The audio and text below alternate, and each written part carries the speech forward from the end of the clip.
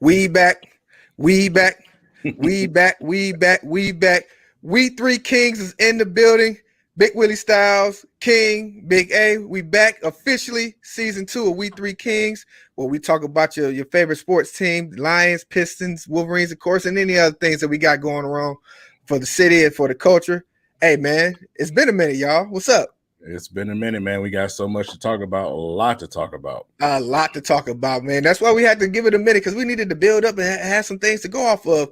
But first things first, let's get into them Detroit Lions, man. What, of course, it's been a little bit of high expectations. I feel it's a sense of, you got a good feeling going on right now, don't you think? Well, yeah, building up from camp first and foremost. Besides us going out to camp and seeing things, up close and personal, it's been a hell of an energy around the city when it comes to the Detroit Lions this year. The expectations are definitely high. We got a lot of people flipping their wig over preseason right now. You know how that goes. But man, the feeling is different. The air here in Detroit is just different, man. It's a beautiful thing to see. Right. Now, we of course, King and I, we attended the training camps this year. Got a lot to see a few things up close. See how practices goes and how organized it was, which is a good thing in my eyes, to see how they go from different spots. But during training camp, what did you see that intrigued you the most there, King? Man, what intrigued me the most was, just the battles, man, with the rookies. You know what I'm saying? Obviously, Aiden Hutchinson going up against a second-year player in Sewell, knowing that he's a powerhouse. But not even just Sewell. Aiden went up against a couple of people. You know what I'm saying? When it comes to that offensive line, we expect that offensive line to be top 5 this year in the entire NFL. So to see Aiden be able to go through those battles and have his get-offs, you know what I'm saying, the rookie moments with TJ Hockenson, that was fun. But then you look at a guy in Rodrigo who was drafted late in this draft, you know what I'm saying? And he's going out there being successful in camp, and it's built him all the way up to where he's out there playing with the starting unit. So it's been fun, man. It's been a lot of fun watching these dudes, watching them grinding out, watching the team, the energy, the coaches. And of course, we got Hard Knocks, so we get to see a little bit behind the closed doors, Exactly. It's like, so who would you say during the training camp periods while we was out there, who would you say would have been like the MVP of the training camp, if you would say? I have to go. Man, that's tough. That is tough. I have to go with Chark, man. Chark was yes. I gotta go with Chark, man. Yes. You know where I thought you was gonna go? Where? Kennedy. Yeah, TK85, baby. That's my guy. Yeah. King, I agree with you on that. Listen, it looks like, watching, the training camps, like Shark is going to be a great acquisition that we picked up on. He was out there catching everything and over everybody, making unbelievable plays. So definitely look forward to seeing what he's going to do during the season. Now, with the training camp comes the preseason games. Now, we didn't had 2 preseason games, of course. Yesterday we won, 27-26 in the game that we played yesterday. Mostly it was just, like I said, really no starters was out there, but a lot of second string and third string of bubble guys that was playing out there. So if you wanted to, what did you get from that game yesterday, if you want to elaborate? What I got from that game yesterday is simply, guys just getting reps. I didn't take anything definitive away from this game. Tom Kennedy was Tom Kennedy again. He was the only one out there getting the touchdowns from both quarterbacks. But other than that, just a bunch of casual things. Austin Bryant doing Austin Bryant things. Of course. You know what I'm saying? So now I would say this. There is a competition going on in that backfield. It definitely is. Yes. Now that was his first go round, and he came out the gate, and I was like, because I remember him when he was over in San Diego, and I know that he had some moves on. So to finally see him out there, It's going to be a tough cut day when it comes to that running back room because, Reynolds was out there also looking pretty good, as well as Jefferson and a couple of other guys on the running game. So that's what I've really seen and paid attention to. Also, really looking into our depth at linebacker, to see who's going to make that linebacker core. Of course, they had Rodrigo out there playing as well, just to get him some more reps, as well as, Jordan Davis came in late in the second half. It's good to see him back. I wonder if he's established himself enough to be able to stay, with this Lions team. So hopefully, this second time around, he makes a difference. But with yesterday, like you said, you want to see what of course, the quarterback situation is going to look like. And to me, honestly, it looks like, second string quarterback should be, David Blau. Yeah, in my opinion. Even though he threw the pick. Yeah, it bounced off the receiver's chest. He shouldn't have tried to squeeze it in there. Fine. Tim Boyle had a solid game yesterday. He did. But this is preseason Boyle. You know what I'm saying? With Green Bay, that was his name. He was preseason Boyle. That's what he does. You know what I'm saying? Me personally, I think we're disastrous with both of those guys as a backup. But between the two, I'd just rather go with Blau. Number one, because he's more mobile. Even though when he tries to run and throw the ball is not the greatest thing to watch. But when he's running to get a first down, he's pretty mobile. I like that about him. He will take a chance. He will take them shots.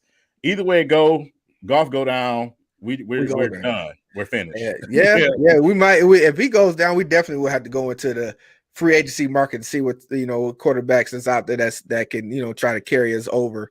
Like I said, I agree with you with Blau because the simple fact that he has the ability to extend the plays. That's the thing that Boyle doesn't do. Once the pocket collapses, like, okay, he's going down. At least Blau gives you a little opportunity whether he can scramble or keep the play going for us, which gives us a chance to extend the play. So I'll definitely go with Blau in that scenario. And hopefully we don't have to go through that. And Goff stays up. And that's crazy that we got to hope that Goff stays upright. Yeah. Yeah. Like I say, it's not a situation we're not used to here in Detroit. You know what I'm saying? It's something that we've been seeing for many, many years with we have a quarterback, man. And if we lose that quarterback, it's literally nothing coming behind it. The only time we were solid is when we had Sean Hill around here. Remember Sean Hill? Sean Hill was a beast for me, man. I ain't gonna lie. He came in and he did his thing. So I'm not knocking Sean Hill, man, for real. He was honestly, he probably was like the best backup we had. Yeah. It's familiar. You know what I'm saying? We know what this is. Some of us wanted Malik Willis in the later round. That didn't happen. We got to get over it. It is what it is. It would have been entertaining just to see. It's a you know what? Even talking about the linebacker room when you were just talking about Willie, I know you got a lot to say about that, Big A, because we still super duper thin at that linebacker unit, even though we got a guy in Rodriguez, man, that likes to hit, that can show he can fill the gaps properly. You've seen that from Shep, you know what I'm saying, on Hard Knocks, but it's just him. It's him, and then you got Anzalone, who's a starter, but that's it. And Anzalone is not that guy, you know what I'm saying? So he's like a walking stick, man. Nobody fear him when they see him.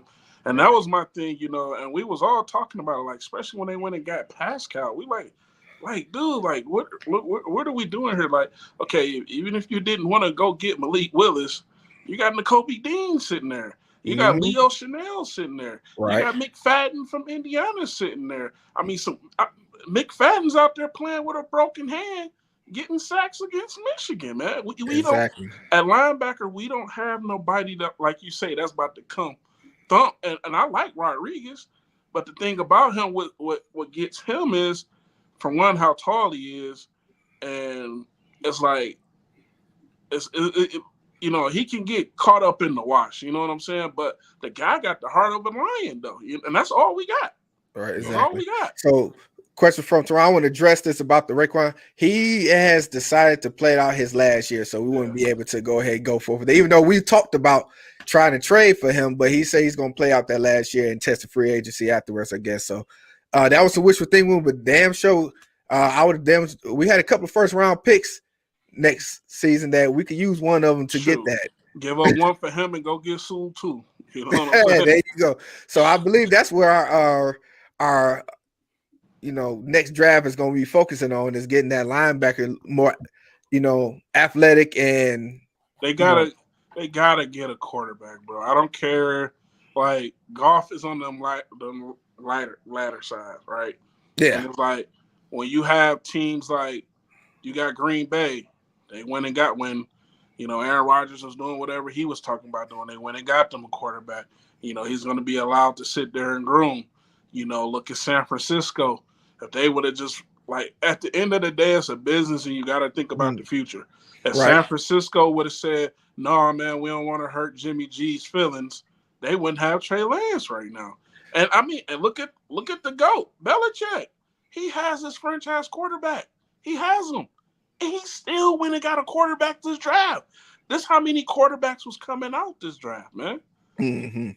Most definitely, you guys are going to have to address that, because, like I said, Goff is going to be on the decline of what his position is. So we do need to fill in for the future, because our future with the young guys that we have on that front line, like our line is not old at all. So we got a young line, so we want to be able to have a good quarterback with our line being at its prime. And for me, that's been the story of the training camp and the preseason, is the offensive line play, and them, knock on wood, staying healthy.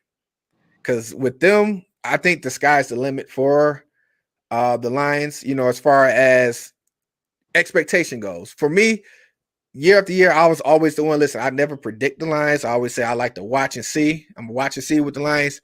But when you got an offensive line like that, which was crazy that ESPN ranked them. What was they number? 20? What offensive line? I'm like, are they serious? You muted, Mark. You muted, King. I'm like, that's my bad. I think it was 26. Yeah, I think it was 26, man. But we talk about this all the time, right? And these are some guys that sitting behind some computer, never put their fingers in the dirt, never. And while we talking offensive line, I want to also address something, right? Everybody going crazy, because of the 1-on-1 with Frank Ragnow. Yeah, with Frank Ragnow. Listen here, I understand this. Anybody that's played this game, right? Center is a tough position to play, right? Mm-hmm. And let alone when you going in one-on-ones and a guy doesn't have to worry about, is this a handoff or a pass, right? And I'm not making any excuses for him. You know what I'm saying? But when you doing that rep as an offensive lineman, it kind of takes away your element of surprise, right? Exactly. And it's like you got a guy who know, hey, I just gotta get off this ball, bull rush. That's it. You don't have to play no gap schemes, no nothing. But it's one count. No. We talking about practice? Yeah, we talking about practice. That's what you talking about. Yeah, what gets that's me, the game. like I love what Jordan Davis said when that video of him went viral, right? And right away he said, y'all talking about one rep. Y'all ain't seeing the other reps when he getting the best of me. Exactly. You know what I'm saying? Exactly. Like, I guarantee you, if you go back to that practice, because if that guy was just whooping Frank Ragnow, it would have been more than one video. You ain't seen no more videos come out. No, not at all. That was just, it looked bad. But the thing about that I wanted to address with that, because I seen a lot of guys, they tried to make excuses for it. Oh, he got tripped, and nobody. Listen, that happens at practice. Yes. Sometimes if you're not ready, football. If you're not ready, and that guy get up under them pads and get you off your feet, you gonna hit that ground. It happens. But that just tells you, listen, you got to be ready every rep. Like, some of these guys are fighting for positions and for everything, so it happens. Here's an example. But you haven't seen. I don't think you've seen too much of Frank Ragnow getting put on his butt in the games too many times. So I wouldn't delve into it. But it was nice. Here's an example, Willie. For instance, is T.J. Hawkinson stronger than Aiden Hutchinson? No, he's not. but he caught the hell out of Aiden Hutchinson on that one rep, which Aiden Hutchinson most likely is going to learn from. Exactly. But you got to be prepared at all times, man. All times. But this is the thing you got to remember, right? I don't play every position on the line, from left tackle, left guard to center, right? And that's one thing we got to remember, right? 9 times out of 10, the center is going to always have help, especially when you're dealing with these big 300-pounders. Exactly. Center's going to always be 3 hands on that guy. And once again, like I say, I don't play the other side of the ball, right? And when you know, and that's why they say, well, 3rd and long come, you don't have to worry about anything. Go. Go. And that's the same thing when you're doing one-on-ones. You ain't got to worry about nothing. You don't have to worry about no scheme. You don't have to worry about no gap control. You don't have to worry about getting up the field too much. No, your whole thing is to sit up here, beat this guy straight. And I'm going to tell you, if none of y'all have ever did it, hiking that ball, getting your feet and hands ready with a 300-pounder who just got to go forward, it's a tough deal. And it's milliseconds, too. Yeah. It's milliseconds. To be honest, I think we giving this a little bit too much energy. No, it's a practice play. Fans are going to fan. That's just what they do. Yeah, but it was out there. Of course, we got just because it was a lot. It's a few plays as it's been circulating when you see the videos. That was one of them. Of course, we got videos, Hutchinson and the Sewell battles and a couple of from other teams as well that they get the oohs and the eyes. Like you see that. But it's definitely something that I just wanted to address for a minute because I was seeing that a lot of guys was trying to make an excuse for it. You don't have to. He got beat. It was one play. You get up and go on to the next one. Right. Just let them fans fan, man. That's what they do. They blabber a bunch of stuff they have no clue about. But the good thing about this season and in those situations is that we finally get it. And for a lot of these fair weather fans, you get an inside scoop of what goes on in the preparation with the Hard Knocks. And it's gaining a lot of fans because of that, because a lot of fans, they don't know the ins and outs, what goes on behind the scenes. So with Hard Knocks, it's giving you the ins and outs of what they're looking for. So when the guys was getting upset, it's the same old lines they lost in preseason. No, it's reasons why they got guys out there to where they got them at. And they putting these scenarios out there the way it is because they're looking at these guys, whether or not they're going to be on the roster or not. But what gets me is you totally negate the fact when we had our starters out there, we went up the field with ease. Yeah. So with a very vanilla play call. Yeah, and that's what it's nothing serious. They don't realize that. You're not going to see anything that's going to be out there during the regular season. You're going to see some very vanilla football. That's just what you're going to see. They're not going out there and going to the front of the playbook and running plays. That's not what they're doing. Listen, they hand it off and they throwing little easy routes. So that's preseason to get is more to get the guys that's rookies and the guys that's on the bubbles and the second, third string guys in to see what they can do. Get them reps, stay healthy, of course, and and make it to where everything gets set for the season. But it has been some entertaining moments watching Hard Knocks, of course, mainly with, Deuce and Aaron Glenn going back and forth. Man, you got to love that. You got to love seeing them going back and forth. I enjoyed that the most because I feel like that's you and Big A all the time, man. The arguments, the competition between the two, that's definitely fun. Forget Jamal Williams too, though, man. Hey, listen, and I'm sorry, but I gotta change my tune. Jamal Williams to me was the ultimate star of training camp. Yeah. Being out there, that man was the first one on the field, last one off the field, interacting with the fans. Even in Indianapolis. He has become a fan favorite because of his interactions. You get there, he's out there early, throwing the ball back and forth with the fans in the stands. When the practice is over, he's the last one going in after signing autographs. He stays out there. Of course, with him, he's a big Anime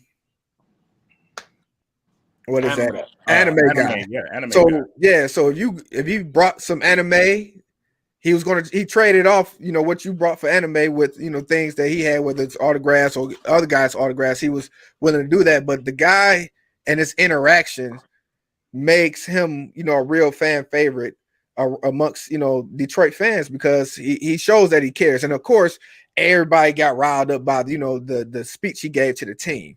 Oh yeah, man. Yeah. That's a rally cry for everybody, and everybody they try to downplay it, but when you play this game, you need that. You need guys around you to see that. Yes, I see this guy. He's putting his heart into it.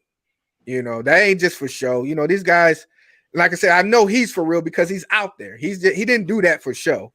If you went to the training camps, you see him being out there. So he definitely, earned some kudos from me. And I appreciate Jamal Williams and whatever he does going forward, whether he stays this year, next year, whatever he does.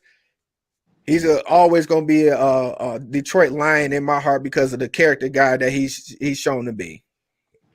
Yeah, and like I said, when it comes to, you do have some moments that may be a little bit scripted, when it comes to Hard Knocks, but you can tell what's authentic. We got an opportunity at camp to know when they were doing something for the camera and when they was actually getting after it. You know what I'm saying? So, you don't even notice the cameras are there. To be honest, if you're there, you don't even notice the cameras are there.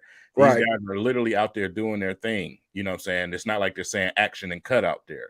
Exactly. With that speech and the way he showed the emotion in that speech, but you got to have those guys on your team who actually give a damn about losing. That's a fact. You know what I'm saying? Not those guys that's in the locker room smiling and having fun after you got, slaughtered. You need those guys around. Like, listen, man, we won 3 games last season. This is, we got to go get after it. You know what I'm saying? You know what the worst is, King? Like you say, after you got slaughtered and you got somebody in the locker room talking about their stats, bro. Yeah. Them is the worst type of teammates to ever have because at the end of the day, the only stats that should matter is that W or that L, man. And that's like when Jamal did that, man, and it's like he cared. You know what I'm saying? He cared. Like you say, man, we won 3 games last year, man. This ain't the same team. And you need those type of guys. And the Lions would be crazy to let him leave the city, man. Yeah, you got to keep him around just for the locker room now. Yeah, like you remember when they went back to Green Bay and they was booing him, he was telling the fans, I didn't want to leave. You know what I'm saying? Right. And now he feel like he a Detroiter, man. Yeah. You got to keep them guys around, man. Those type of dudes, man, they embrace the city. If you show them love, they'll go all out to show the love, in return. So you got to keep them guys. Those guys are diamonds, man. But with that said, we've had 2 preseason games with a loss and a win, a gut-wrenching loss in the preseason first game. We were there live. You're right. But who's your star of the preseason? Who is your star of the preseason? Let's go with the offensive side of the ball first. Who's your star of the preseason, Big A? Gotta go Kennedy, bro. Yeah. You gotta go Kennedy. He's the one, like I say, he's proved, like even Ocho Cinco had to say, hey, man, you put me on notice. I know your name now. You know what I'm saying? Mm-hmm. That guy catches everything. You know what I'm saying? So, to me, it has to be Kennedy, hands down. Yeah, absolutely. What about you, Willie? I agree. Just with the opportunities that he's getting, and he's taking advantage of those opportunities to get out there and make plays and make himself, available for this team. He's going to make it hard. I want to say he's not even nowhere near the cut list. He is, that's got to be asinine. Yeah. Offensively, I would have to say Kennedy. Outside of him, it really ain't really too many more I can see offensively that I can say that I could think of outside of Funches. Funches is also a name because, like I said, our starters, they played 12 reps, man, and that's all we've seen. Yeah, right. You know what I'm saying? But we're looking for those other guys right now. Right. So. Right. So Tom Kennedy, man, I can definitely agree with that. AKA Wes Welker. Yeah, right. The Detroit Wes Welker. Wes Welker. There you go.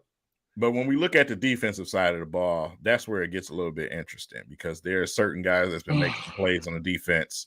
And you can go with all 3 levels of the defense to try to pick one. Who's your guy, Big A? Obviously outside of Aiden, because I was saying his preseason was done after the first game. You know what I'm saying? He did what he had to do. And this gonna be one that surprised you, man. I'm gonna go with Okuda. Oh, that's what I'm talking about. That's what I'm talking about. Oh, wait a minute now. Wait a minute. That's what I'm talking about. That man been solid in the preseason. I have to give it to him. The first game, he was around the ball. Yep. He hasn't been beat. You know, he ain't giving up nothing. Second game, he just real sticky. Like and like I say, to me, because it's hard to go with anybody else, right? Like I know, like a lot of people are saying, like Jared Davis, you know, he was around the ball, especially first game, he's around the ball, but you still seeing those miscues will kind of end up having him bounce from team to team, right? Mm-hmm. And to me, I'm gonna go with Okuda or Bryant, man. But and that's where I was going. I was going Austin Bryant, man. I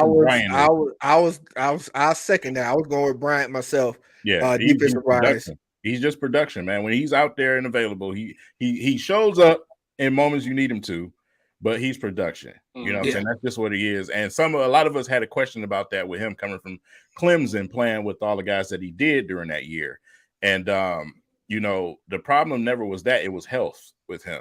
It was definitely health with him. Even when he was here during the Matt Patricia era, when he did hit the field, he made some plays. That's just what he did. You know? And him being, staying healthy and making the plays that he makes, it brings the necessary depth that we need.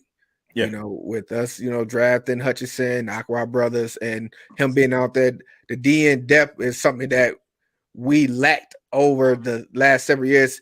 And the fact that we can have healthy guys out there to come in and rotate and be able to get pressure on the quarterback, which we haven't had in years, it's definitely an upside because, like I said, we're still shaky on that linebacker core. Of course, the secondary seems to be, it's going to be solid, of course, but to be able to get some pressure on the ball, it really helps the back seven out tremendously.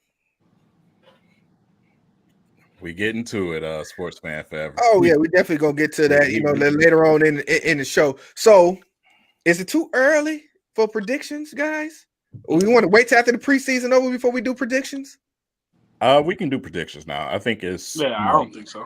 Yeah, I don't think it's too early. We can do some early season predictions. Early season. So, are we going game by game, or are we just gonna go overall record? Overall record. I'm going 10-7. I'm going playoffs.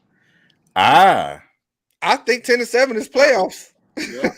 With me, barring no injuries or nothing, I'm going. Okay, no injuries, I can give you 10 wins. Yeah.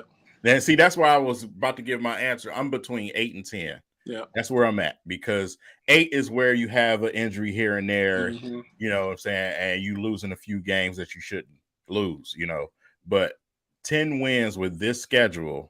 If you're healthy, those starters return, and you know what we've been seeing is valid, then I can give you that 10 wins. But on the flip side, I'm gonna stick with 8 just to be pedestrian. I'm going 10 wins based off of the fact, like I said, being healthy. That offensive line is gonna win us a lot of games. We're gonna control some games. Yeah, and this my thing is, and you know, Dennis Hyatt got a point, and this is my only question mark here. I need to be sure about this defense. You know what I'm saying? We don't have starters playing. We really don't have some starters playing on the defense, but I need to see that defense before I can just say, okay, we can get 10 wins. You know what I'm saying? But this the thing, King. Let me go. Go ahead. This the thing, King. The best way to help a struggling defense or a defense that you don't know about is to keep them off the field. And we have that ability to do that with this offensive line that we have. And the run game. I was going to get into that big game. Also, you got to think about how productive we was defense last season. We didn't know where any play production was going to come from last season. Right.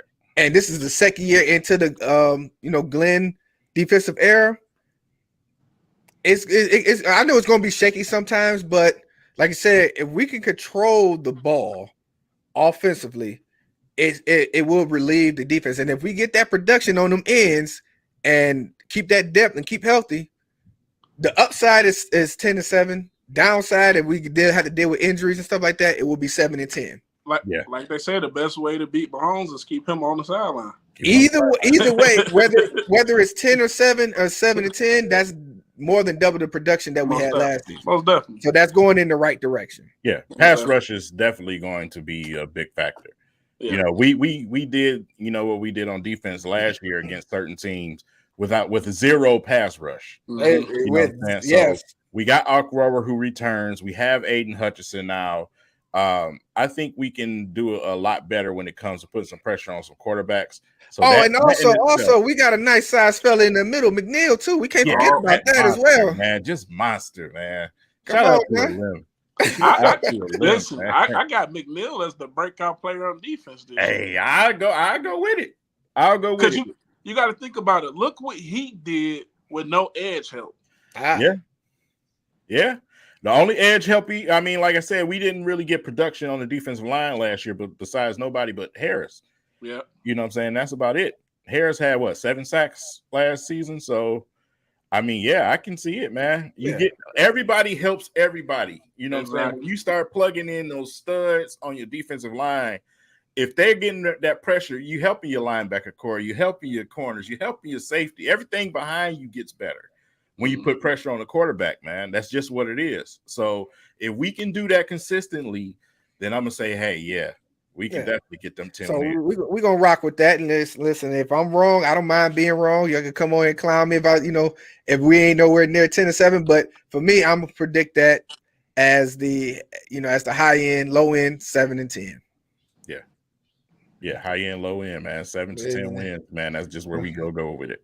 With that being said, fellas, is it time to switch it up? Switch it up. First half hour done. It's that time, man. All right. We'll switch to that Pistons talk. Let's go. It's Pistons time. Woo.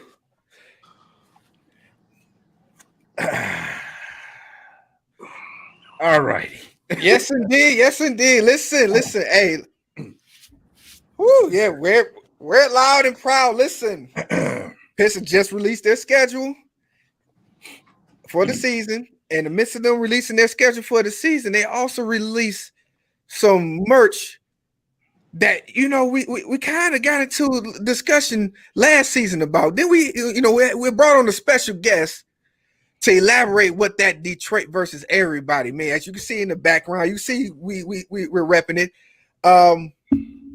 Detroit Pistons, Detroit versus everybody. Collaboration, guys. What was it, Willie? Collaboration. Okay, Boo Capone. Listen. This is going to be. This is a tremendous thing. Listen. Of course, they had a pop-up shop down at the practice facility. Me and King, of course, we attended, and of course, to support. Like I said, those guys at Detroit versus everybody, Tommy Walker, Sean Williams, those are our brothers. And we definitely had to support and show love because this is monumental for the city. You hear it all the time when the teams get disrespected or we don't get no love, and people keep asking, is Cade Cunningham gonna get calls this year? Is the Pistons gonna get the respect? Oh, we only got one game nationally. Oh, we're not getting no love. So it's definitely Detroit versus everybody. And this movement, to me, is right on time. Yeah. Would y'all agree? Perfect timing. Perfect timing for the Teal. Perfect timing for Detroit versus everybody. Perfect timing for everything that the Pistons are doing right now. It is falling in line. And with that said, the schedule that you was mentioning is the perfect type of schedule. I like my schedule gritty, tough. When I got a young team, I want them to play the best players in this league, the best talent in this league. The only way that you're going to become that team of absolute dogs is if you can, come together in tough games and in tough situations against star players and great playoff teams. You know what I'm saying? So I love that schedule. I didn't want anything easy. We know we don't get easy schedules, but I didn't want anything easy. It's the perfect type of schedule, man. Perfect. Exactly. Now, Big A, man, I know you've been waiting for a minute, and then you see it in the background, guys. Y'all see the Teal is back, and we had it last season. We talked about it when that Teal. What did you say, Big A? When that Teal come back, I am getting that cade. He's getting that cade, so we'll be rocking that. I know the Teal thing. Of course, some people, a little bit of the older crowd. Get off my lawn! Right? They didn't really like the Teal era. Oh, it's the worst era in basketball. Where have you been for the last 10 That's years? all that is. Listen, if people understood, and this is what gets me sometimes with our city and our fans, right? And it's like, that is arguably top 3 jerseys. Like, for the longest, if you seen somebody with a Pistons jersey on, that had that Grant Hill Teal jersey on. Grant Hill Teal. You know what I'm saying? Like, and sometimes it just frustrates me with our fans and our people. Like, this is arguably top 3, top 5. It's not getting outside of top 5. You know what I'm saying? Yeah. Jersey ever in the league. I mean, I could come off my head. You got the Teal Pistons jersey. You got the Rainbow City Denver jersey. You got the Vancouver Grizzly Aqua. Aqua. Now, of course, we're in the battle with them because you know what I'm saying? They said they had the Vancouver Grizzlies had the right. Excuse us, but so when you think of Teal and you think of the NBA, first thing coming to mind is the Pistons. There ain't no Vancouver Grizzlies. But see, look, and this is what people don't understand, because in them times they was not calling that Teal, they was calling it Aqua. Like, come on, get out of here. Yeah, we are the real Teal. You know what I'm saying?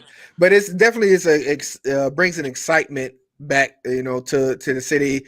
It's definitely going to bring crowds back out, to support as well, and it brings up, from a lot of young guys didn't witness that era.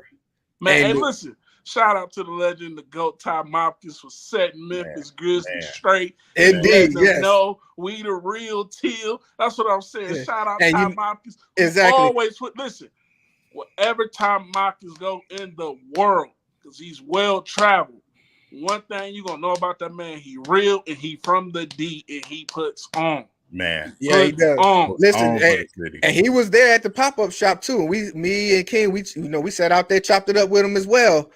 And like you said, he always reps the D. And I had to ask a question, so I got to keep a little hush of what may be in store later on down the road, but it may be some fire coming along. So I'm gonna keep it hush for now until I know for sure. But yeah, he's definitely a pillar of the city. He definitely reps, and he's gonna have something on board with the Teal as well.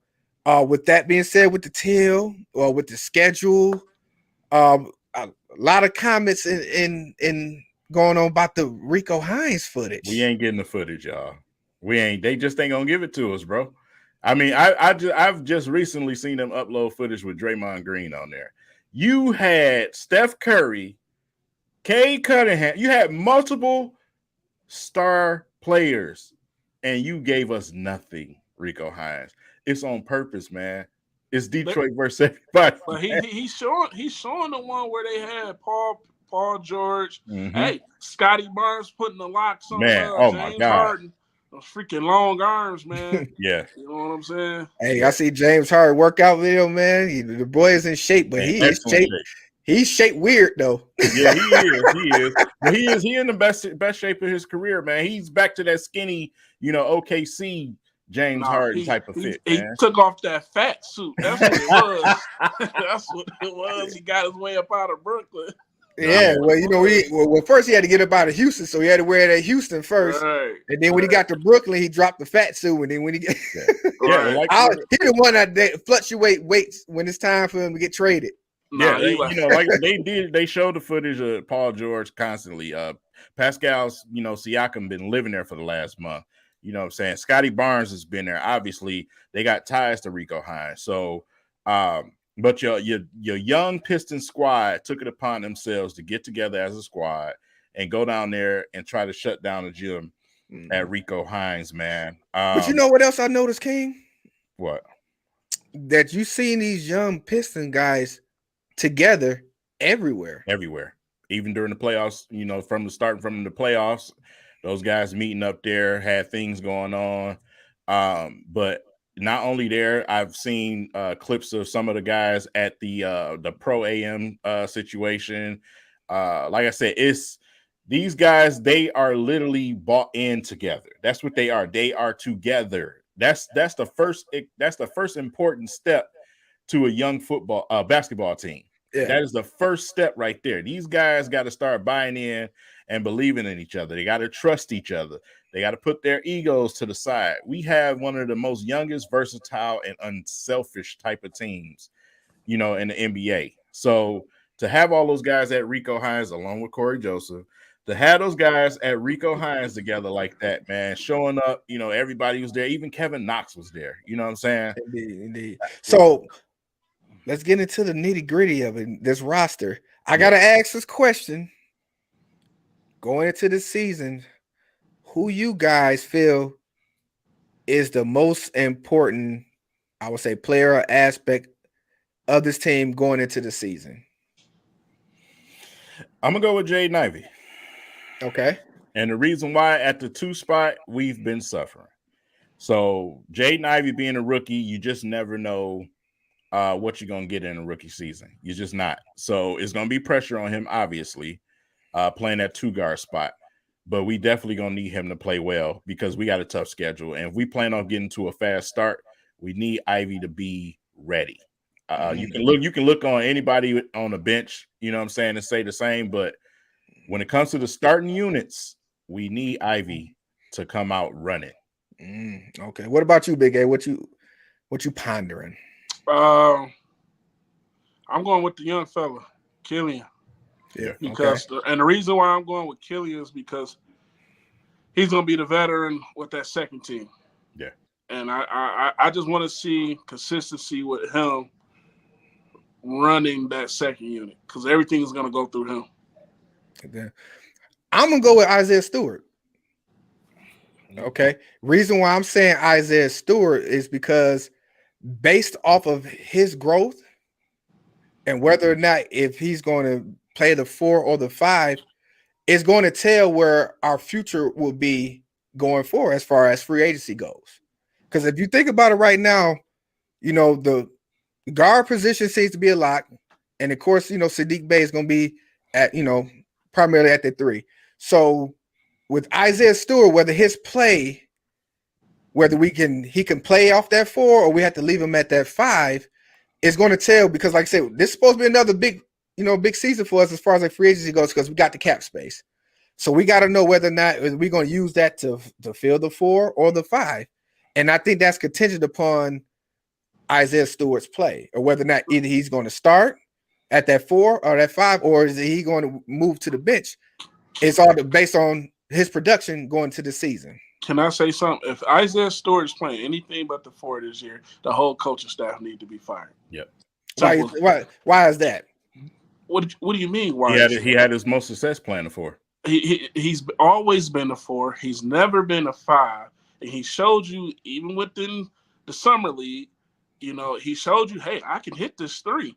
Them 3s he was hitting, it wasn't just I'm throwing it up. Them was formed shots. And see, hold on. Yep. And people, when it comes to Isaiah Stewart, and this is the thing that irritates me the most, because when it comes to Isaiah Stewart, people remember last year, him playing out of position. We don't go back to where he made NBA All-Rookie team playing the 4. Right. And see, that's what I was saying why it was so important, because if he plays at that 4, do we go after what do we go after in that free agency? Do we need to go after the 4 or we already dressed the 4 with Isaiah Stewart? We got a future potentially at the 5 position. So that's why I feel like he's the most important, because if he can solidify himself at that 4, that changes the perspective and the move going into free agency season with the moves that we need to make. But this is the thing you got to realize, right? And this is where I think the coaching staff seen it. When he was hitting them 3s, they're like, oh, shut it down. We seen what he was working out on and what he was doing was the real deal. So to me, if the coaching staff put him anywhere besides the four, you don't want this man to be successful. And my thing about it is, I don't see them putting him nowhere besides the four. That's why you go get a Nerlens Noel. You know what I'm saying? That's why they made the trade up to go get Durant when he was there. So to me, Stu Days at the 5 playing out of position. That's over. He going back to the 4. Well, I can see him at the 4, but they're going to be lined up, of course, where he's going to be at the 5 when we do go to, I guess, the small ball lineup, you could say. But like I said, that's why for me he's that important piece this upcoming season because of him being able, more likely he's going to be going back and forth. But if his primary place is to be that 4 and he's going to be that production, that definitely is going to be a telltale what the Pistons going to be going forward. So here's how I see it, especially what Troy Weaver is doing. Whether Stewart goes to the bench or not, I'm not worried about Stewart right now. Okay, we got the free agency money. We have that cap. That's going to be more leaning towards Kelly Olynyk and Noel are not going to be long timers here with the Pistons. That's a fact. So whether Isaiah Stewart, Durant, and Bagley, I'm not worried about them. We're going to bring somebody in here regardless. Those guys are going to be moving on. You know what I'm saying? So we'll have that money. And that's what that's why I'm getting towards, because we're looking at a guy to come in either at the 4 or the 5. Yeah. No, they're not looking at the 4. They're looking at the 5. They're going to bring somebody at 5. But see, that's the thing though. If we're looking about free agency, a lot of the top-notch guys looking at it, I didn't see a lot of 5s in that market. You know what I'm saying? That's what I'm saying. It's not a lot of 5s that we can bring in out of free agency if we got top dollar that we want to bring in. I mean, like I said, at the 5 position anyway, I mean, it's not like we're trying to bring a superstar that's going to be the pivotal point of the team at the 5. We got Kay, we got Ivy, we got Sadiq Bey, we got other guys. You know what I'm saying? But you they're gonna be clamoring like, we got the money. We got this money. So Troy he's not somebody just pull the trigger just to do it. Troy's going to build his team the way he's going to build his team, and that's just for success. He says it over and over and over. I want something that's going to last, some longevity. You know what I'm saying? I gotta say this for kicks and giggles, and it's gonna ruffle a whole lot of feathers because I know folks seen it, so I'm gonna have to put it out there. Before you go, Big Willie, and that's the thing, right? So I'm looking up the centers that's in free agency next year, and this where when you look at this thing, right? It's some guys that's gonna come in here because that's gonna do what we need: rim protect, rebounds, some putback. So when you look at it, of course, you got Al Horford, Nikola Vucevic from Chicago. You got Miles Turner. You got Steven Adams. You got Brook Lopez. You got Wiseman, who's a free agency next year. So, I mean, you have some guys that you can go out there. I mean, shoot, Miles Turner will fit right in over here. You know what I'm saying? Like, we just need you to grab some boards, rim protect, be able for us to drop it down low to you. So it's like we're not looking like King said, we ain't looking for a center to come in here to put up 30 points. We got all the scorers. We just need some help down low. We need them to come in here and play a certain position. That's why I said I don't think they're going out to use that money for a center per se, but they're going to spread that money around. We got some guys with some contract situations that we're going to have to pay too. Yeah. You know what I'm saying? They're going to spread some of that money around. But I got Banks in the comments got a question, and it's something I've been seeing a lot. It's been about Victor. You know what I'm saying? The Pistons tanking for players, that's done. That's over with. That's done, man. That's over with. I'm gonna say this, and I've been saying it all since the offseason. If the Pistons tank, that means Casey is done. If the Pistons are tanking, more than likely Casey has been fired within the season. First of all, Casey will not get fired for anything. Casey will move to the front office before they fire him. They've made that. Well, if he moves to the front office, he's going to be moving out that coaching position. So he's going to be fired as a coach. He may move up, but I don't see Casey still being in that position if we're in a position. Why is that? How long has Casey been here? It don't matter. That's us fans thinking that. It's up to Troy Weaver. But see, this is the thing is, at some point in time, we got to start being productive. And if we're 3 years in, 3 years straight tanking, that's not productive. If you decide as a GM that you want to have another tanking season to get a player as a staff, why does that fall on Casey? Well, because that, like I said, it doesn't make sense to tank again when you got the players here. Wait, no, I'm just saying, I'm just putting it out there. You got the players here, you got cap space to get further players here. Why go into the draft to get a guy that, if we already working on having our starting five as is, who we get to put in that position that we don't already have going forth in the future? First of all, they've said themselves that they're done with that. That's over with. I know. To do that. Yeah. But Casey's job, I mean, that should have nothing to do with that situation. That's what I'm saying, though. If we're in the position where we're starting to tank, that means we're losing drastically. If we're losing drastically after having the guys that we have on this team now, something has to give. Like, we can't go through another season like we did last season and the year before. If we're being have nothing to do with Casey. Listen, but they will now. That's what I said. They will now. Listen, we ain't even got to go down that rabbit hole because the Pistons ain't tanking. No, simple as that.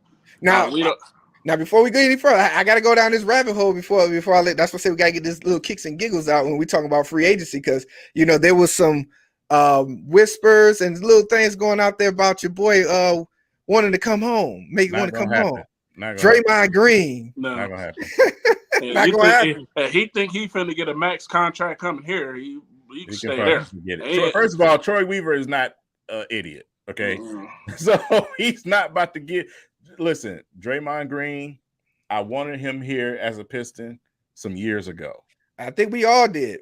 This donut hole Draymond Green at the latter parts of his career, I don't want that. That is classic Pistons behavior, and I want none of it. Charlie Villanueva, like Josh Smith, Tracy McGrady. I would rather watch Stewart, Durant, or anybody else than Draymond Green come over. You're not finna win the championship with Draymond Green. Agree. Leave his ass in Oakland. Yeah, he can stay over there across the bridge. Yeah, I agree.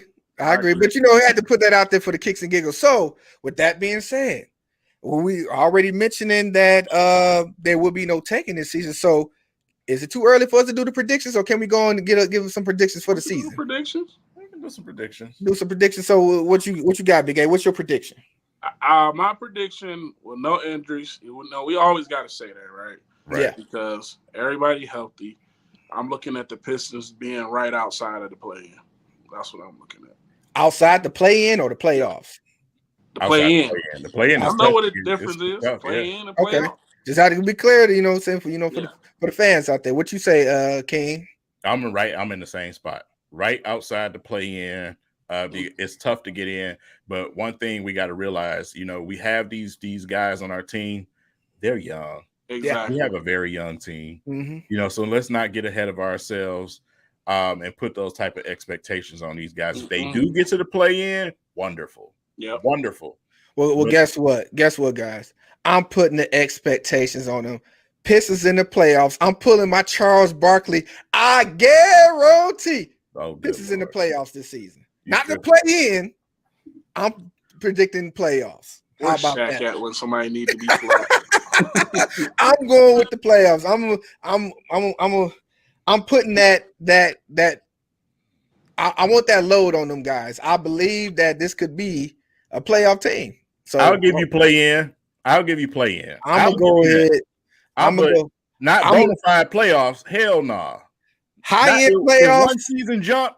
Yeah. High-end playoffs, low-end play-in. That's me. That's why I'm going to go with that, and I'm going to stick to it. And if I'm wrong, of course, y'all let me know.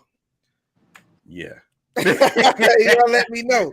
Say I'll have what Big Willie's having. Hey, that's Kool-Aid is what that is. No, that's them dilly dillies. Hey, no, that's that scissor. Listen, I'm on them dilly dillies. That's what I'm be on. Hey man, no, but like I said, man, obviously every Pistons fan would love for something like that to happen. Of course. These is kids we got right now, and they got to go out there.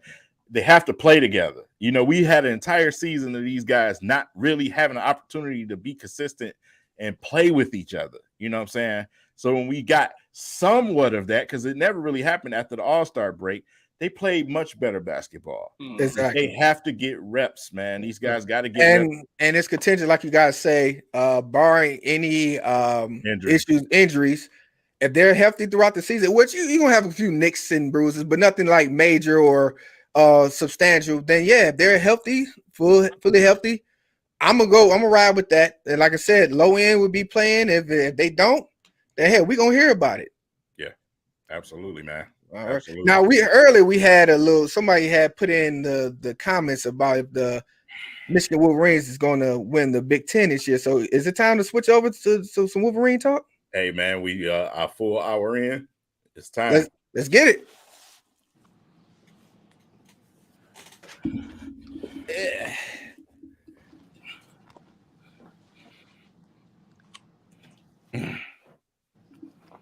All right, man. All right. Let's talk about that maze, man. And now, of course, we 2 weeks away from the season opener of the Michigan Wolverines football season. They open it up against who's that? Colorado State. Yes. And the question is, I guess we can wait till we finish discussing to answer that question. But going into it, we got talk about this team a little bit. Big A, man, what's your take on it? Hey, listen, before we even go any further, W3Kings will be at the season opener. That's right. That is right. In the building. Listen, if you guys is gonna be down there tailgating, y'all need to let us know, man. Y'all need, let us know. We come kick it with you, share a couple of dillies and some brats with your boys. Listen. I want to say something because y'all know we ain't been on in a while, right? And we're gonna have some heat on us to give away. Yeah. So please make sure you following the YouTube, the Instagram, TikTok, Facebook. And this just gonna be a preview, man. Walk up to us, say, W3Kings, what up, though? Listen. Big A. Really was good. I'm bringing Aiden Hutchinson autographed rookie card. That's going to be on me. We bringing David Ajabo autograph rookie. We got 3 Dax. Hey, your boy's balling today. If y'all watch the preseason, you got a pick off. Hey. Hassan Haskins autograph. I even got some of the Wolverines, man, doing the big out there in this preseason. We got a lot of guys making plays out there in preseason, of course. Dexter Stingley autograph. Kyle Hamilton autograph. This one for King, his favorite out of the draft. Kayvon Thibodeau autograph. Yes, indeed. Look, who? A guy that we all wanted, Drake London autograph. George Karlaftis autograph. That's my dog. Devin Lloyd autograph. And look, I even got something for them ratchet dudes that play up in that woodshed. Kenneth Walker autograph. So listen, if you in the big house, you see King, Big Willie, myself, come up to us, say, what up, though? Make sure you follow all of our social media. Man, we gonna bless you. Listen, also, while we're talking about it, make sure y'all like, subscribe, W3Kings YouTube channel, because we still we didn't quite make our number like we did last season because we wanted to do a big giveaway, but we didn't get to that 500 mark that we was looking for. So we get to that this season. We definitely want to make sure that we look out for our guys that got us up to that number, because we got, like I said, we got some heat waiting on y'all for sure.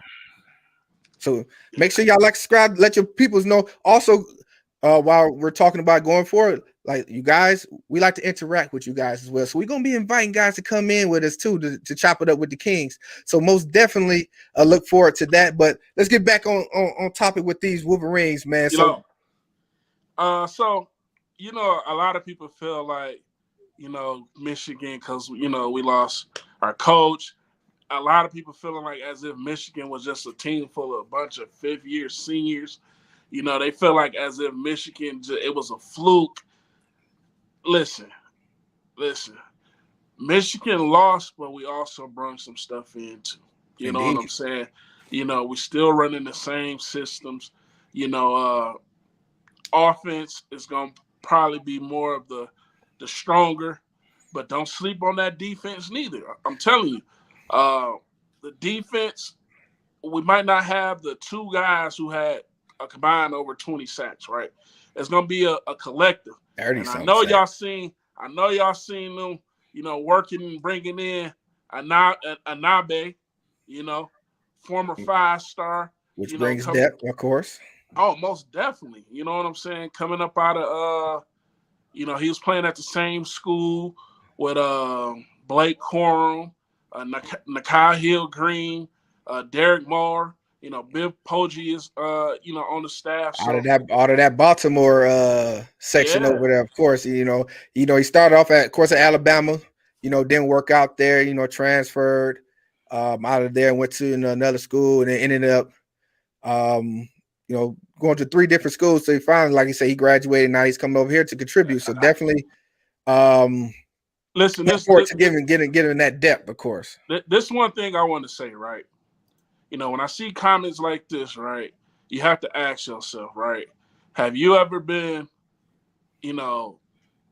17, 18, right, and you got the world at your feet, things is different, you're away from home, you know what I'm saying, and we say, oh, there's a reason why Saban dropped him, you know what I'm saying?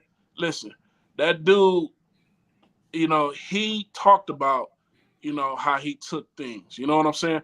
And life is not about how you start, man. And that's one thing y'all got to realize and understand. It's about how you finish. Mm-hmm. A lot of time we sit there and we like to throw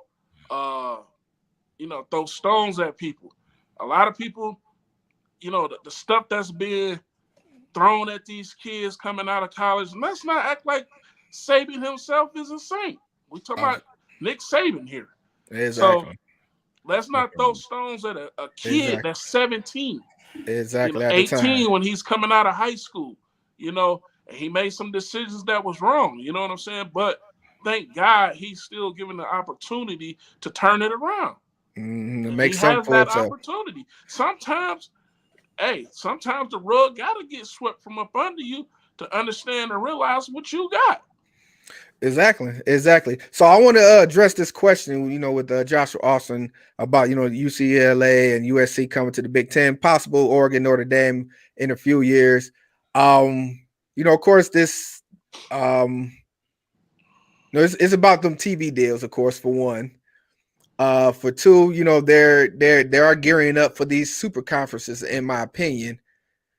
And, it's going to bring a lot of light towards the Big Ten, but it's also going to help with recruiting as well. Because Michigan, we usually do pretty well recruiting for the West Coast. But now that we going to have an opportunity with USC and UCLA coming over and us playing over there, that recruitment over in that area will be definitely, definitely good for our team. And it also is going to raise a lot of questions about guys playing over there in the West Coast had to come over here in this Midwest and feel what that NFL feel like with that weather. So it's definitely going to be intriguing to see those teams going over there as well as us playing over there, because that's, of course, a different time zone. So it's definitely intriguing, but to me, it just makes for a bigger play when it comes, like I said, TV deals and those super conferences.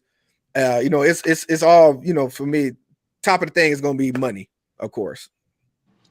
When I look at that, I don't see Oregon already said no.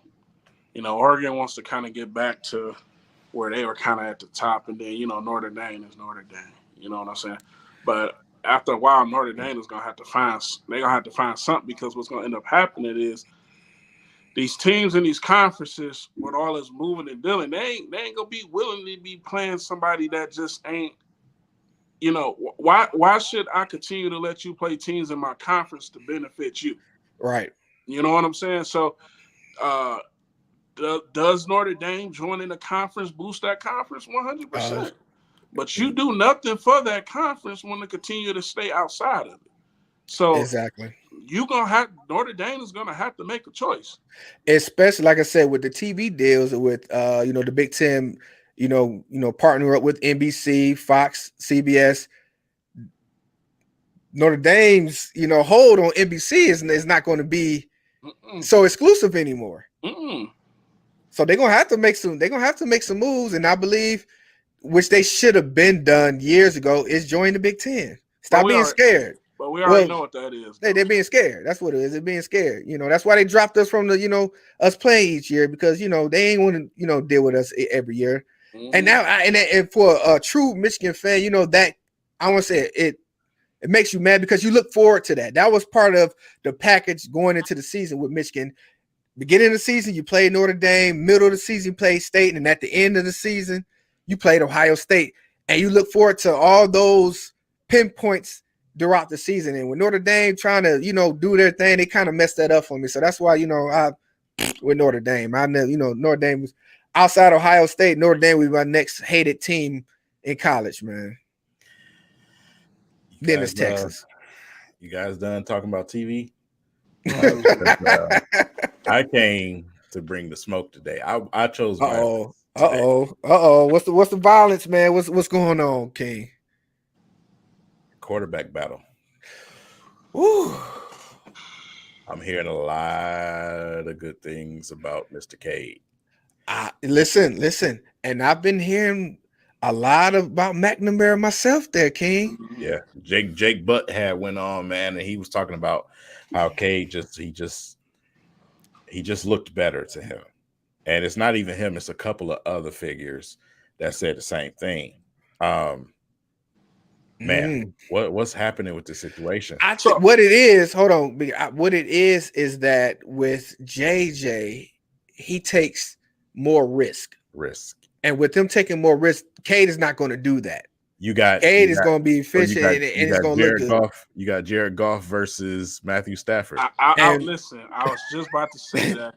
And what gets me is with these reports that's coming with the Cade and the JJ, it's because it's easy. You look good being a dang on check down king. You know what I'm saying? But when you got these guys, and this is a thing that we got to understand this. We got these guys that's like, dude, why am I going to come to this school when the quarterback can't even get the ball 40 yards down the field? Thank you. We cannot continue to run an RPO. And like I say, I like Cade. But if we're trying to run an RPO system, it has to be believable. We seen what he did when he had to play a stingy defense. There was nothing he can do. We got a stubborn man, that head coach. And that's going to cost us in recruiting. Because like I said, these 5-star guys, they want to know they're going to come in. They want the yards, they want the touchdowns, they want the percentages. But you're going to dink and dunk and hand the ball off. These quarterbacks like, why am I going to come here for that? So it's definitely. See, the thing is, and what they're looking at, right? And this is what I believe is going to happen, right? Cade is going to start.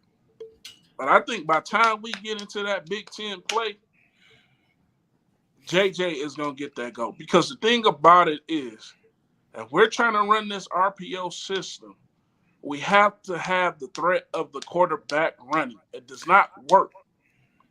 Either the quarterback you have to have the threat of him running or him passing out of it.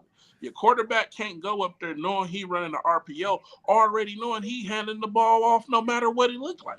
How many opportunities did we sit there and watch those games, full games together, and say, if Cade just ran that guy, if he just pulled the ball, just pull it, dude. Like we always talk about the whole Army game with Zach Charbonnet. That dude ran the ball 40 times as a freshman against Army. Because why? We run an RPO system where the quarterback don't want to pull the ball. And we got to get them receivers involved because we got a deep receiving core. Man, we got one of the And also, there's another one. Just like the Lions, we got a dog offensive line, man. Yep. Ain't no way that with the line that we got that this offense should not be open. We got depth at running back. We got depth at wide receiver. We got depth at tight end. We got a veteran offensive line, and we got a veteran quarterback at the helm. There's no way that this offense should not be opening up, and we shouldn't be scoring points. And if we get stagnated, and that's where you're making that point, Big A, we get stagnated. There's no way we can't implement. And if J.J. McCartney come in and he's hot and he stays hot, there's no reason for us to go back. Listen, I'm going to say this, and I mean this from the bottom of my heart. Bottom of my heart. Jared Goff can take you to a Super Bowl. Matthew Stafford wins you one. Ooh. Cade can take you to the big game. He's not going to win a big game for you. But I think JJ, with the experience, he can, simply because of his tools. You've seen in that game, even though, we lost the way we did, when JJ did get a short opportunity in that game, you've seen it. You know what I'm saying? So it's just like being a game manager is that's fine. I get it. You don't turn the ball over, but checking down the ball and not putting pressure on defenses is only going to take you so far. I agree with you on that one, King. And that's, basically what you said is all in a nutshell. Cade is going to get us there. No question. I believe that Cade will get us there. But if we're trying to get to that next level, if we're trying to get to that national championship and win that national championship, to me, it would have to be listen. Guess how, like with the backs we have in the backfield. If we got a quarterback that's a threat to run and we're running a true RPO, put the pressure on him. I don't understand what we need to see. We saw what Cade did against Georgia, and we saw what JJ did against Georgia. You know what I'm saying? And I know a lot of people like to go back to that Michigan State game with JJ and that fumble, but that was confirmed that Blake Corum didn't know that was a run. So that wasn't even JJ's fault. A lot of people were still mad at him because of that state game. That came out and said that it was Blake Corum fault because Blake didn't understand. He didn't know that was a run. Yep. You know what I'm saying? So we got to understand when we looking at them games, we looking in these big moments, man. JJ, he just gives you that other level. I mean, good God, the man it's quarterbacks in the NFL that's not going to run right and throw back 50, 60 yards on a dime. The other side of the field. On a dime, dude. And, like I said, man, I swear to you, I'm not knocking Cade. Me neither. But, bro, you got to put pressure on these fucking defenses. Yeah. You can't be out there doing on some vanilla shit. You know what I'm saying? You got to put pressure on them. You making life easy for them. You know what I'm saying? Go out there and have them guessing. They know what they're going to get with you. You ain't going to pull the ball and run. You're looking for the tight ends all day. All day. Like, they know what you're doing out there. I want to be unpredictable. That's what I want to be. It was one play in the what game? I want to say it was either Penn State or the Ohio State game, right? Dude, JJ threw. It was like Mike Sanders still ran like a 5-yard out. And you can see the corner sitting on it because he ain't thinking the quarterback going to throw back that side. JJ laser beamed that boy. You know what I'm saying? You're not getting that out of Cade. And Junior Colson, he made a comment. He said that J.J. McCarthy out there making Patrick Mahomes like throws out there. That's that excitement that gets people, going. You see in the practice, dude, he dropped the tear bucket in the thing. And people say, he threw that in double coverage. Look, that's one thing you got to understand, right? That pass he threw to Roman Wilson, that was the right read and the right throw. You're not getting that out of Cade, man. And listen, I love Cade, but this whole thing, like even Aaron Rodgers, right? Aaron Rodgers would take a sack before he throws a pick. It's known. Packer fans hate it. The organization hate it because he's gonna hold on to that ball because he don't want to throw it. He don't want to throw a pick. My thing with Cade is like you so worried about throwing picks that we're not throwing the ball vertically. Mm-hmm. Either way, I think we're still, we're in. It's a good problem to have when you got two capable quarterbacks either way, and the offense that we're having. And like you said, it's going to be the defense is really going to shock a lot of people. So with that being said, we got to call which is it too early for predictions or can we go with it? No, we can go with it. We can go with it. So what you got, King? What you say? Man, why y'all doing this to me right now? Man, I got to see JJ with the football consistently before I can say we going into the big games, you know what I'm saying, and pulling out some wins. So I don't know, man. I say we get to the cup, but I think we fall short. Fall short of what? Which one? I'm talking about the big game. I'm not talking. So you got us winning the Big Ten, is what you're saying? Yeah, I got us winning the Big Ten. All right, okay. Yeah, that's most definitely. But I'm talking about when we get to the big stage, I just don't know. I need to see JJ consistently. I need to see him with the ball in his hands before I can say we got a chance to go out here and beat one of these big teams. All right. Big A, what's your prediction, man? I'm going national championship. I'm going national champion because this is my belief. This is where I'm believing. I think, like I say, once again, when we get to Big Ten play, the switch is going to be made, and I think that switch is going to be made either in the Maryland game or before the Maryland game. And by the time we go to Iowa, JJ is going to be starting. Okay, so because listen, the one thing about it. What people got to understand is, once again, our offensive line, listen, they just won the Joe Moore Award. And we lost two guys, our starting center, but then we got the Remington Award runner-up from Virginia, and then Trente Jones stepping in at right tackle.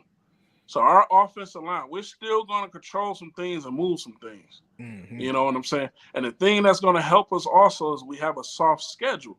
So we got 4 games where we can figure this out. The lightning ain't gonna strike twice, Joshua. Sparty ain't getting lucky again. Oh yeah, come on, man. Yeah. Nobody listen with Spartans. Listen, I'm like I said, I'm not a Spartan hater. I'm liking what they got going over there, but they're not surprising nobody this year. And you gotta look at their schedule too before they get to Michigan. They got a lot of big teams they got to go through before they get to Michigan. They're going to be worn down by the time they get to Michigan, so that's going to be a big factor. My prediction: I got Michigan with 1 loss, winning the Big Ten, winning the first playoff game, losing the national championship. I got them with 1 loss. Yeah, I can do that. We go into the national champ. This is the thing I want y'all to understand about Sparty, right? And this was the thing, like I said, once again, when you understand the game, when you playing the game, one factor that we don't talk about is we had a first-year defensive coach who didn't understand that, he's coming from the league where a team has to let you sub. They have to, give you time, to get your subs in and stuff like that. We had Mike McDonald who wasn't understanding that, So, and that was another factor we had to deal with. But, yeah, and another thing you got to realize, Michigan State, you don't have Kenneth Walker. You don't. And they're playing in the big house, too. Yeah, let's not forget that. And that's another thing. You lost linemen, too. I need y'all to look at Michigan State schedule before y'all make that prediction and see that murderous row that they got to go through before they get to Michigan.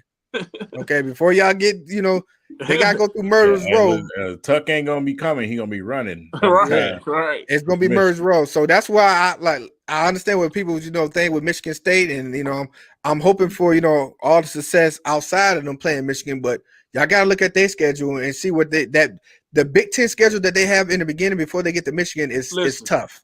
This we what I ain't talking love about 20 years, Joshua. And I was just about to say that. And this is what I love when state fans try to quantify what they think is what a That rivalry little is. ass margin. You know what I'm saying? You want to take 20 years. How about when the last time y'all got a first round draft pick?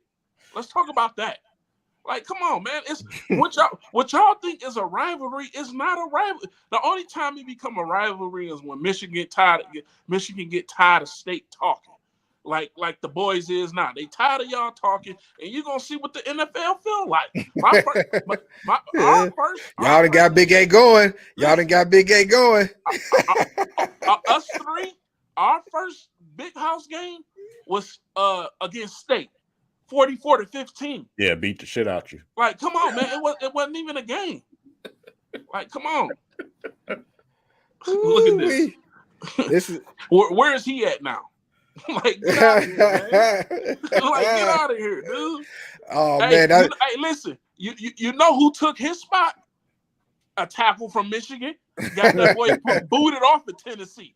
Like, come on, man. Listen. This is gonna be a fun season, man. Because I know Sparty gonna be on this channel heavy. Because, like I said, they got us. Hold on. Hey, listen, he got me fired up, and he talking about State produce way more QBs. Are we talking about? When the last time a State quarterback won a playoff game? When the last time a State quarterback got a ring? Oh, okay. How many Hall of Famers do Michigan State have compared to Michigan? Well, Brian Hoyer, he got a ring being a backup for who? Right. Hey, but no. There we go. Big Willie, I was waiting to see if he's a really true Spartan fan, because the last time Spartan fans got rings was because of a quarterback from Michigan. Even your boy who was over there in Michigan State, that's from Detroit. He got his ring because of who? Like, come on, man. Ooh, y'all done got Big A fired. Listen, this is gonna be a good season now, because we're gonna be. It's gonna be tough. You can't come in here with some weak ass little arguments. Yeah, man. you know what I'm saying? Like, if you're gonna come with it, man. He also got a jail record too. Exactly. Exactly. He the only Cheddar Bob himself, man. The greatest quarterback of all time came from where? Hey, can you imagine this, Big Willie and King? You sitting up in the jail, you all tough. Hey, what you here for, man? Letting that thing off. Oh, who you hit? Myself. Like, Cheddar Bob. You Cheddar Bob yourself? Listen. Come on, man. Listen. This is what I call the Jordan effect. Outside of Brady. Listen. You don't need nobody else. Hold on. No, I got some names. You want to talk about outside of Brady? I mean, we still had Chad Henne. You still got Bob Greasy, who led a team and won a Super Bowl. Like, just because you don't know the names, you know what I'm saying? Matter of fact, we still got what's the one who was backing up Brady from Michigan over there at the Patriots? He got a couple of rings too. Like come on, man. The greatest quarterback that State got is. Yeah, you seen that. Kirk Cousins, who they gave him that contract. Listen, he out there getting paid. That Dr. Jekyll and Hyde ass Vikings team. He out there getting. Hey, listen, that man is getting paid right now, man. Because that's about all he's doing. He's getting paid. That man, he finessed that. He's like the top finessing quarterback this right here, in the league. This why sometimes you got to stop putting the comments. He's talking about as Michigan fans. You talking about we don't even claim Brady? That's just cap. Well, see, I think this is what Joshua was trying to get at, because back when Brady was playing here, you know what I'm saying, the hype wasn't with Brady, it was with Henson. But no, this is the thing though. We had the same issue what we have now though, because if you really know Michigan history, you had Drew Henson playing, you had Brady playing, so it was that same. But thing. You're right, and Henson was supposed to be the golden boy in that era, but Brady, he was that deal. Like I said, we all know Brady's story. We don't need to go more into depth with that. But Nick Foles wasn't a MSU guy. Nah, he wasn't. But it's gonna be fun though. Listen. You can't, and that's the thing, right? You can't say Sparty. Even if you want to go here and say this, Sparty on the M since D'Antonio. Hey, the M got D'Antonio fired. Listen, I agree with on that one. Yeah, D'Antonio did. They had some time. Listen, MSU had some time. But listen, they ain't gonna knock MSU with them having some time. They living in it now, man. Let them and listen, and they earned their moment. But understand what's about to happen. Oh my God! Y'all better keep that moment because what's going forward. No, he didn't just say this. No, he didn't just say this. All right, listen. What? Okay, at this point, we talking about people that's not no.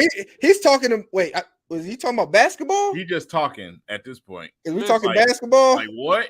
Listen, these comics really prove how easy it is when they even talk a Sparty degree and a Wolverine degree. listen. Hold on. I gotta say this, guys, because I know you. It was an MSU guy that checked your boy not too long ago. Who? I was at training camp, you know what I'm saying, admiring my view. Oh. Looking at my beautiful cheerleaders, you know what I'm saying, showing them love. And this guy calls me out on Twitter, said I was being a creep, and my creepy ass need to go talk to a real human female just because I was admiring the beautiful ladies of the Lions cheerleaders. What are cheerleaders for? They catch your eye. They're for there. And I was being look at, right? And I was being a creep, and I'm like, man, who pissed in your cereal? But then I seen he bleed green, and he was an MSU fan. So shout out to that. If he's in here, shout out to you, man. You know what I'm saying? For saying makes sense now. He must be one of those glizzy types. Because you thought you ate with that one. Yeah. You thought it. Listen, just the heads up. Listen, it's a running joke. It's something that if y'all was with us last season, we joke about when we go to the games about me being like the perverted old man going after the cheerleaders, and I take pictures with the cheerleaders. It's all fun and game, guys. Yeah. It's not. Don't take it serious. There will be no cheerleaders harmed in my flirtation. For now. Hey, y'all better chill out. Just like LL Cool J, the ladies love Big Willie, man. Hey, listen, y'all better recognize. Oh man, listen, we having fun again, man. It's been a minute, man, since we did this, and I'm glad you guys is interacting with us, and we interact with you guys, man. This has definitely been fun getting back to it, and we will be getting back to it now that these seasons is going, man.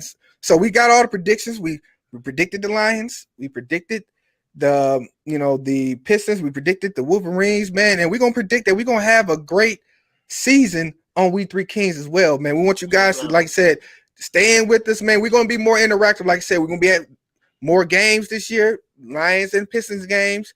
Like you said, Big A mentioned earlier, we will be at the home opener, man. So we look forward to meet you guys. If you guys see us, say what up, though. What's up, W3Kings, man? Chop it up with us. Like I said, invite us over, man. Share a brat, share a beer, man. We gonna kick it with you guys. We missed you. Hey, and just for Kevin and Joshua, I'm burning this. I'm gonna really go green and recycle this. And listen, and we've been staying away from this, and Tigers right now. We just listen. There was a celebration. One step is done. Alavila. Listen. There was celebration in the streets when that brother got fired. So listen, we're going in the right direction, but.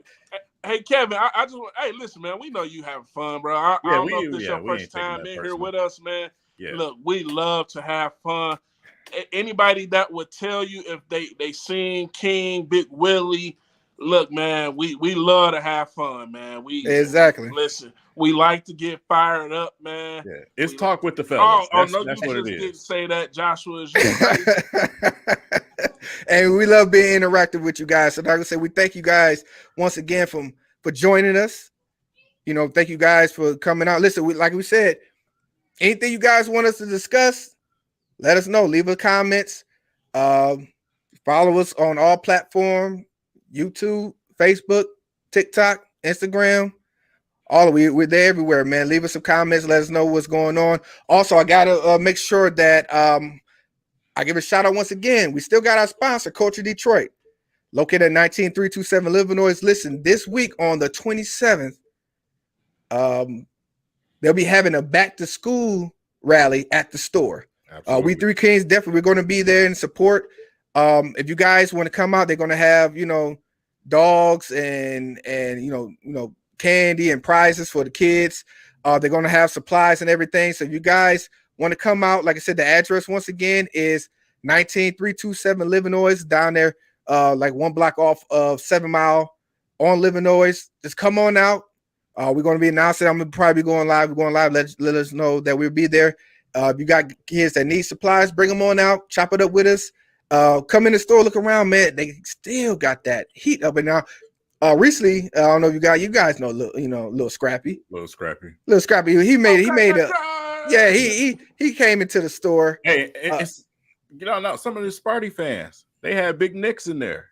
Yes, yeah, Big Nicks. We're gonna pull that up, get their picture on there. Also, there'll be a lot of guys up there. I know you guys, familiar with G Mac Cash too. He always is in the building. Even the governor. Yes, yes. Even Governor Whitmer's been there. Yeah, so definitely come in, look around, man. Like I said, that's our family, man. It's a cool environment for y'all to come in just to take a look around, chop it up. Definitely, take a look in. But like I said, back to school rally, 12 to 6. Bring your kids on down, get some supplies. We definitely gonna be in there. Hope you guys can support that as well. And also, I want to also mention, I've been working, as a lot of you know, I'm down here in Albuquerque, New Mexico, right? So I also been working with some guys down here, and I also want to give a shout out to Duke City Heat. They're also a shoe store. They got all the shoes, they got the clothes, and the one thing that's cool about it, this store is owned by a 14-year-old. Oh wow! So he owns this store. His dad. They put this together, and they're doing some big things down here in Albuquerque. They're about to open up 2 more stores, and y'all will soon be seeing We 3 Kings and Duke City Heat. We're going to be doing some collaborations. I want to get them on the podcast so y'all can also, like I say, Sonny is his name. He's 14 years old, man. And his dad is named Dave. They own Duke City Heat, and they're about to open up 2 stores. So if you ever in the Southwest in Albuquerque, I would recommend you go to the Cottonwood Mall, and go visit Duke City Heat, man. Very fair, man. If you're selling shoes, man, these guys are very fair. The fairest place here in New Mexico. Indeed. Probably in the Southwest. They work deals. They can get whatever shoe you need, and they just all about the community. So once again, that's Duke City Heat. You will see them on the podcast with us, and we're going to get that sponsorship from them also. Exactly. It's like, listen, Joshua, if Michigan State beat Michigan, I will be on the podcast dressed in full MSU gear from head to toe. I take that bet. I'm taking that bet. Listen, if I'm taking that bet. State beat Michigan, you can have my pinky toe. you gonna have to shoot it off you? Yeah. Now you want to shoot me in my pinky toe. But, oh man, great show, man. And listen, we sorry for the drought. We was getting things going on in the background. We gonna be bringing that heat. We gonna come to y'all consistently with that work. So listen, y'all gonna see us every Sunday. And listen, I will be in the city on the 30th. So y'all gonna see all 3 of us together. Like I said, we're going to the season opener. We're gonna be doing some things, Another thing I want to announce, listen, with Big Willie and King going to these games, listen, when y'all come up to them, hit them up. What up, though? Listen, they might have them about 20 Ks in them pockets, man. Hit them up, man. Most definitely. Amongst some other things too, we're gonna try to get some things for you guys because we appreciate you guys for rocking with us for sure. Hold on. Hey, look. We coming with that for sure, Banks. Oh yeah, for sure. We coming with that for sure. We for sure. You best believe first game we're gonna be draped in teal. I might have the Detroit versus everybody shirt on at first, but midway in the game, you're gonna see some teal. Yeah. Listen, we gonna represent for real. And like I said, once again, I gotta give a shout out to my guys. King. Oh, listen. All right, I'll take that bet. Y'all already know what this is. Y'all know my thing with Corey. You know what I'm saying? Look, Corey's in a good place with me now. I don't know why y'all don't believe me, man. Listen, I'm getting a Teal Corey Joseph jersey anyway. Man. He was at Rico Hines giving Curry the business. Hey, listen. That he's gonna be where he's supposed to be at anyway, and that's coming off the bench, and that's all we can ask, man. But definitely, listen, we thank you guys once again for rocking with us. Yes, this has been fun. We will be back once again. We're doing this every Sunday once again, adding some more things to it. Of course, gonna have some special guests, and we're also gonna be inviting you guys to come in with us as well. So we look forward to this upcoming season. Make sure you guys like and subscribe. Make sure you get some other guys to like and subscribe. If you guys got some stuff that y'all want to discuss with us, man, about these teams, like I said, we go back and forth with you too. Let us know, man. Leave us a comment.